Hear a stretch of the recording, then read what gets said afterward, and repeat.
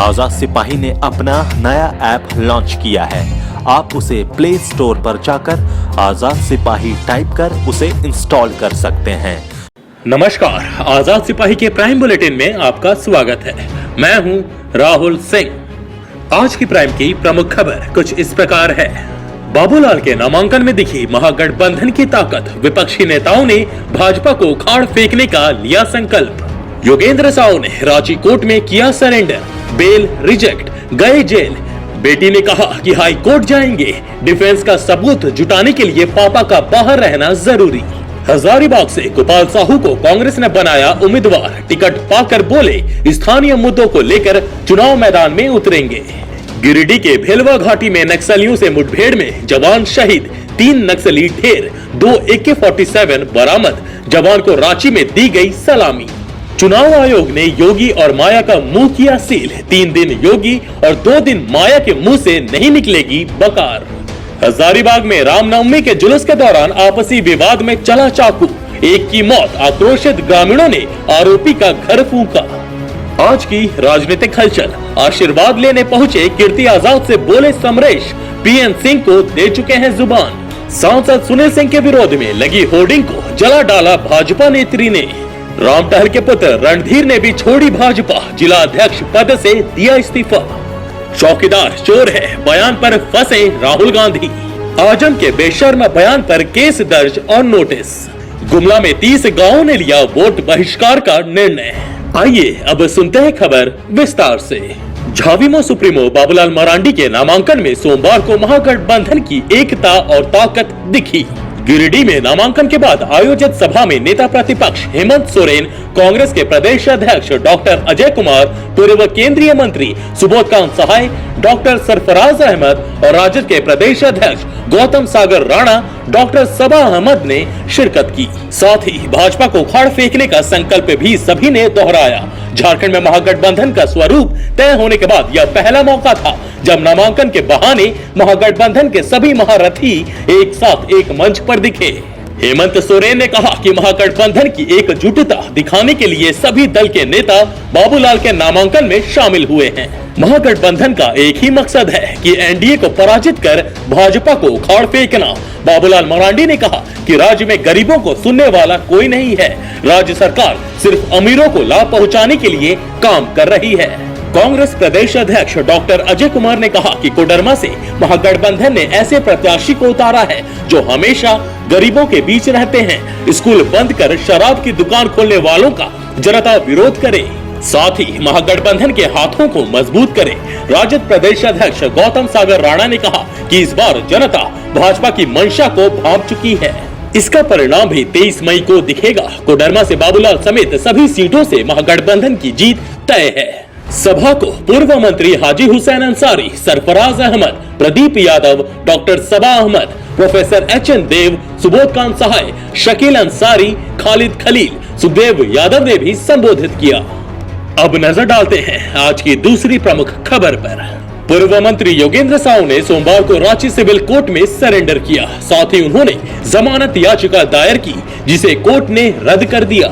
इसके बाद उन्हें कस्टडी में लेकर होटवार जेल भेज दिया गया। दरअसल दिसंबर 2017 में योगेंद्र साहू और उनकी पत्नी विधायक निर्मला देवी को सुप्रीम कोर्ट ने सशर्त जमानत दी थी। जमानत की शर्तों का उल्लंघन करने पर सुप्रीम कोर्ट ने 4 अप्रैल 2019 को जमानत रद्द कर दिया था। दंगा भड़काने और भीड़ को उकसाने के आरोपी योगेंद्र साहू को कोर्ट ने तड़ी पार कर दिया था और भोपाल में रहने का आदेश दिया था। लेकिन कोर्ट ने पाया कि आदेश के बावजूद वह झारखंड आए थे। बीते शुक्रवार को सुप्रीम कोर्ट ने उन्हें 15 अप्रैल तक रांची के सिविल कोर्ट में सरेंडर का निर्देश दिया था। इसके साथ ही सुप्रीम कोर्ट के निर्देश के आलोक में योगेंद्र साहू और उनकी विधायक पत्नी निर्मला देवी के सभी 18 मुकदमे हजारीबाग कोर्ट से रांची स्थानांतरित कर दिया गया है। इधर योगेंद्र साहू को जेल भेजे जाने के बाद रांची सिविल कोर्ट में उपस्थित उनकी बेटी अंबा प्रसाद ने कहा कि वे बेल के लिए हाई कोर्ट जाएंगे। उन्होंने कहा कि डिफेंस का पक्ष मजबूती से रखने और सबूत जुटाने के लिए उनके पापा का बाहर रहना जरूरी है। अब नजर डालते हैं आज की तीसरी प्रमुख खबर पर। कांग्रेस ने हजारीबाग लोकसभा सीट से गोपाल साहू को उम्मीदवार बनाया है। लंबे इंतजार के बाद सोमवार को इसकी घोषणा पार्टी ने की। गोपाल साहू झारखंड प्रदेश कांग्रेस कमेटी के कोषाध्यक्ष हैं। वे 6 साल से इस पद पर हैं। गोपाल के बड़े भाई शिव प्रसाद साहू रांची से सांसद रह चुके हैं। उनके छोटे भाई धीरज साहू वर्तमान में राज्यसभा सदस्य हैं। गोपाल साहू वर्ष 2005 में रांची विधानसभा सीट से चुनाव लड़ चुके हैं। हजारीबाग में देश में 5वें चरण और झारखंड के दूसरे चरण 6 मई को मतदान होना है। टिकट मिलने के बाद गोपाल साहू ने कहा कि वह स्थानीय मुद्दों को लेकर चुनाव मैदान में उतरेंगे। लगातार 5 साल से हजारीबाग में काम करता रहा हूं, स्थानीय समस्याओं को बेहतर तरीके से समझता हूं।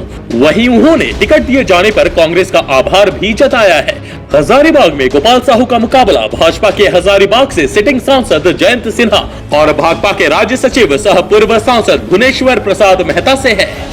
अब नजर डालते हैं आज की चौथी प्रमुख खबर पर। गिरिडीह के देवरे स्थित भिलवा घाटी के धरपहरी जंगल में सर्च अभियान के दौरान हुई मुठभेड़ में पुलिस ने 3 नक्सलियों को मार गिराया। वहीं मुठभेड़ में सीआरपीएफ के जवान शहीद हो गए। शहीद जवान जीडी विश्वजीत असम के रहने वाले थे। जानकारी के मुताबिक सीआरपीएफ के असिस्टेंट कमांडेंट अजय कुमार के नेतृत्व में धरपहरी जंगल में सर्च अभियान चलाया गया था। उसी दौरान नक्सलियों के साथ मुठभेड़ हो गई, जिसमें 3 नक्सलियों को मार गिराया गया। मारे गए नक्सलियों की पहचान नहीं हो पाई है। घटना स्थल से 2 AK-47 बरामद किए गए हैं। मुठभेड़ में सीआरपीएफ के साथ जिला पुलिस के जवान भी शामिल थे। फिलहाल धरपहरी जंगल में सर्च ऑपरेशन चलाया जा रहा है। शहीद जवान का शव गिरिडीह से रांची ले जाया गया, जहां धुरवा स्थित सीआरपीएफ कैंप में उन्हें श्रद्धांजलि दी गई। सीआरपीएफ आईजी संजय लाटकर ने बताया कि श्रद्धांजलि के बाद शहीद जवान के पार्थिव शरीर को कोलकाता के रास्ते असम भेजा जाएगा। अब नजर डालते हैं आज की 5वीं प्रमुख खबर पर।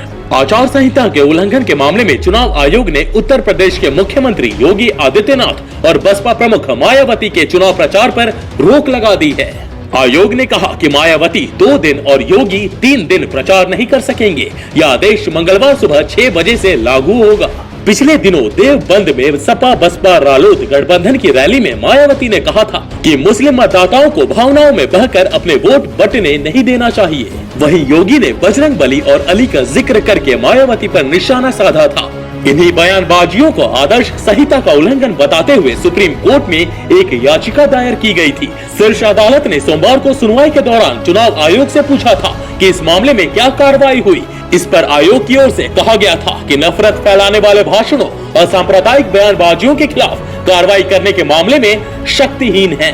उसके बाद शीर्ष अदालत ने कहा कि वह निर्वाचन आयोग की शक्तियों का परीक्षण करेगा, क्योंकि चुनाव आयोग भी एक संवैधानिक निकाय है। इसके साथ ही सुप्रीम कोर्ट ने चुनाव आयोग के अधिकारियों को निर्देश दिया कि वह मंगलवार को कोर्ट में मौजूद रहें। अब इस मामले पर मंगलवार को सुनवाई होगी।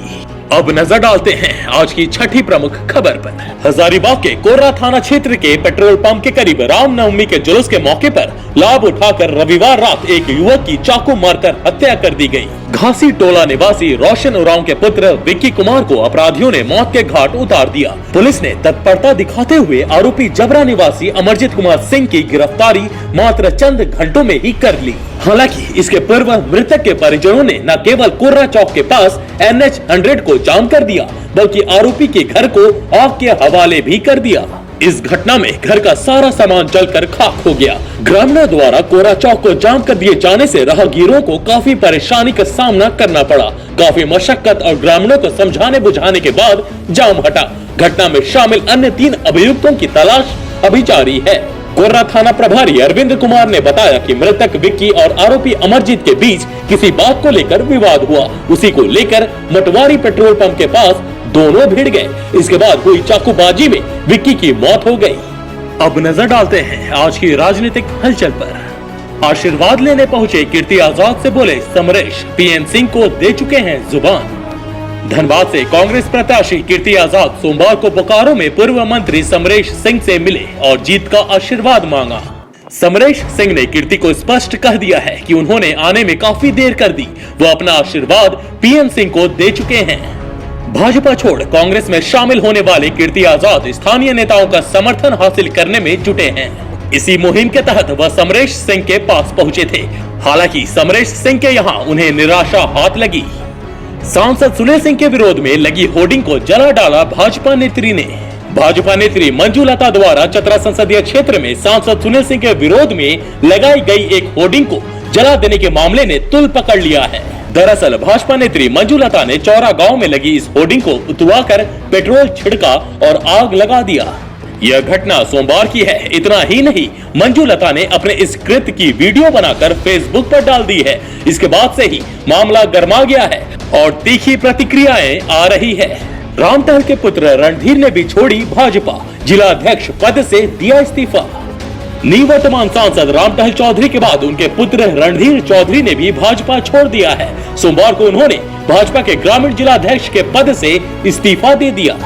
रणधीर चौधरी रांची सीट से पिता का टिकट कटने से नाराज चल रहे थे। इससे पहले 10 अप्रैल को टिकट कटने से नाराज रामटहल चौधरी ने भाजपा से इस्तीफा दे दिया था। रामटहल ने रांची सीट से निर्दलीय चुनाव लड़ने की घोषणा की है। बता दें कि रांची से 5 बार सांसद रहे रामटहल चौधरी का टिकट इस बार काट दिया गया है। चौकीदार चोर है, बयान पर फंसे राहुल गांधी। सुप्रीम कोर्ट ने कांग्रेस अध्यक्ष राहुल गांधी को नोटिस भेजा है।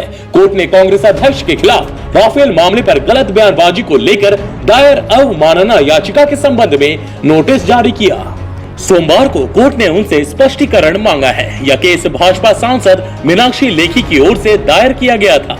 मीनाक्षी ने अपनी याचिका में कहा था कि राफेल मामले पर कोर्ट के फैसले को लेकर कांग्रेस अध्यक्ष राहुल ने जो टिप्पणी की है वह कोर्ट की अवमानना है। मीनाक्षी लेखी द्वारा दायर की गई याचिका में राहुल गांधी पर सुप्रीम कोर्ट के बयान को गलत तरह से पेश करने का आरोप है। आजम के बेशर्म बयान पर केस दर्ज और नोटिस। लोकसभा चुनाव को लेकर सियासी घमासान के बीच बीजेपी प्रत्याशी जयप्रदा के खिलाफ अश्लील टिप्पणी को लेकर समाजवादी पार्टी के वरिष्ठ नेता आजम खान की मुश्किलें बढ़ गई हैं। एक तरफ जहां आजम के खिलाफ इस बयान को लेकर केस दर्ज किया गया है, वहीं दूसरी तरफ राष्ट्रीय महिला आयोग ने सख्ती दिखाते हुए कारण बताओ नोटिस भेजा है। उधर कांग्रेस ने भी आजम के खिलाफ चुनाव आयोग और एसपी अध्यक्ष अखिलेश यादव से कार्रवाई की मांग की है। वहीं विदेश मंत्री सुषमा स्वराज ने आजम के बयान की तुलना द्रौपदी के चीरहरण से की है। इधर समाजवादी पार्टी की प्रवक्ता जूही सिंह ने इस नसीहत को लेकर सुषमा स्वराज को ही घेरा है। गुमला में 30 गांवों ने लिया वोट बहिष्कार का निर्णय। सड़क की मांग को लेकर गुमला के 30 गांव के लोग सड़क पर उतर आए हैं। इन सभी गांव के लोगों ने सड़क को लेकर वोट बहिष्कार का निर्णय लिया है। गांव वालों का कहना है कि सड़क नहीं तो वोट नहीं। गांव वालों के इस निर्णय से प्रशासन और तमाम राजनीतिक दल सख्ते में आ गए हैं। आइए देखते हैं गांव वाले क्या कह रहे हैं।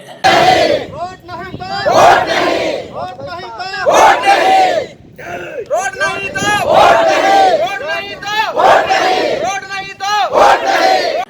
आज के आजाद सिपाही के प्राइम बुलेटिन में बस इतना ही। देश विदेश की तमाम बड़ी खबरों के लिए आप पढ़ते रहिए अपना लोकप्रिय दैनिक अखबार आजाद सिपाही। और हाँ, आप हमारे इस YouTube चैनल को सब्सक्राइब करना ना भूलें। जुड़े रहिए आजाद सिपाही के साथ। धन्यवाद।